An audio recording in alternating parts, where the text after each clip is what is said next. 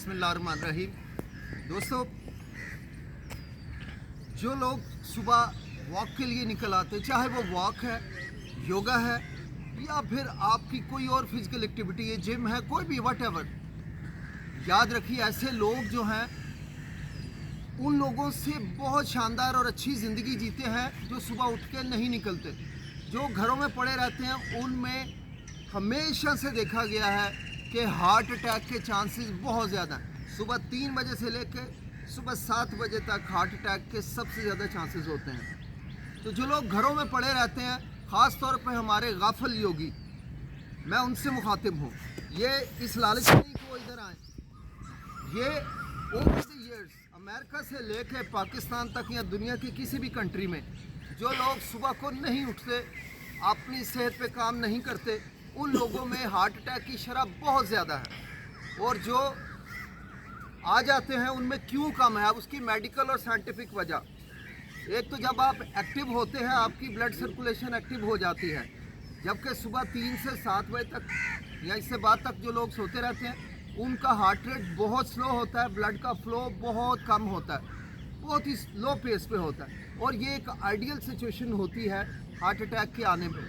लेकिन जब आप सुबह उठ के निकल जाते हैं कहीं योगा पे, जॉगिंग पे या किसी भी फिज़िकल एक्टिविटी पे निकल जाते हैं, तो होता क्या है, कोलैटरल सर्कुलेशंस बनती हैं।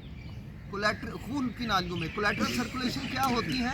मिसाल के तौर पे अगर कहीं कोई पुल गिर गया या वहाँ पे कोई मकान गिर गया, दरख्त आ गया, कोई गाड़ी ख़राब हो गई, तो रास्ता ही ब्लॉक हो जाता है। तो लोग फिर दाएं बाएं से होके जाना शुरू कर देते हैं। तो जब आप सुबह सुबह उठ के वॉक के लिए निकल आते हैं या योगा के लिए निकल आते हैं या किसी एक्टिविटी के लिए, तो आपके ऑल्टरनेट रूट भी जिस्म बनाना शुरू कर देता है, जिसे मेडिकली कहा जाता है कोलैटरल सर्कुलेशन, क्योंकि आपके 60 ट्रिलियन सेल्स जो हैं वो एक्टिव हो जाते हैं। तो हार्ट डिजीज़ के चांसेस ऐसे लोगों में बहुत कम हो जाते हैं जो सुबह उठ के निकल आते हैं। तो मैं अपने सारे भाइयों से कहना चाहूँगा जो गफलत का शिकार है, जो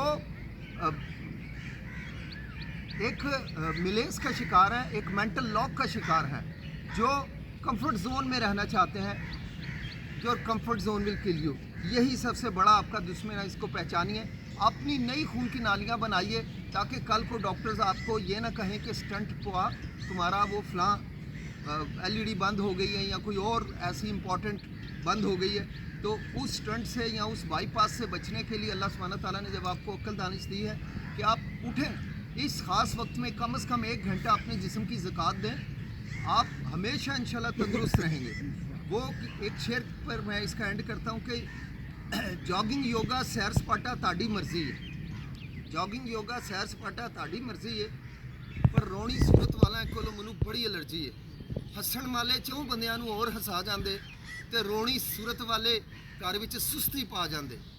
कईयां दे मूँह लिखिया हुंदा वैरी सॉरी है, बाकी दे कम बाद च पहला सेहत ज़रूरी है। सेहत पे सबसे बड़ा इन्वेस्ट करें।